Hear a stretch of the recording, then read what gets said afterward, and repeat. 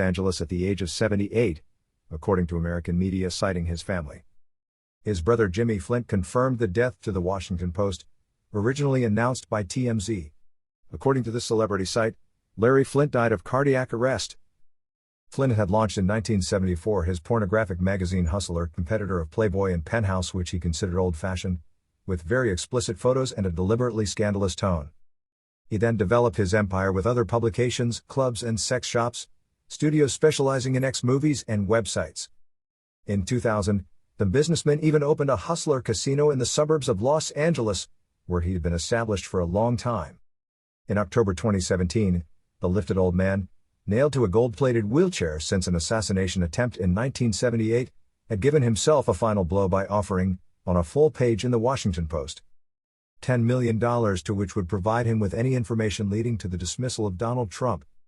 It was his patriotic duty, said this accustomed to polemics and trials who had built his reputation and his fortune on provocation. The man was used to the method to support President Clinton entangled in the Lewinsky affair in 1998. He had obtained the heads of several elected officials compromised in sex scandals revealed in his magazine. His taste for provocation almost cost him his life.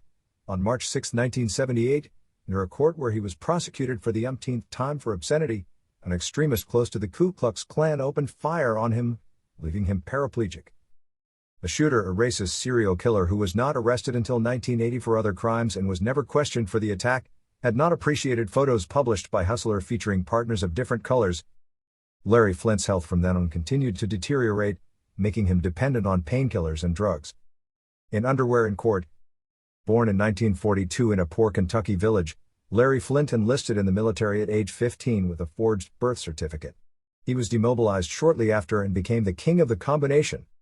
He smuggles alcohol, plays poker, with a few dollars aside. In 1965 he opened a first bar, then a second and a third. These hustler clubs, shabby boxes where hostesses serve customers completely naked, are becoming an institution in Ohio. He publishes a cabbage leaf Hustler magazine, in French, at the same time, con artist, upstart, crook, prostitute, which throws to the nettles the polished codes of the charming photo. The models expose their genitals there. He earned his first million by publishing in 1975 stolen photos of Jackie Onassis naked on a Greek island. Hustler takes off and soon sells 3 million copies. The magazine, censored in France until 2011, breaks all taboos with hooks like George Bush has AIDS. Father of 5 children and married 5 times, Larry Flynt leads a quirky life. The king of the rednecks multiplies the excesses, frequents radical figures of the counterculture.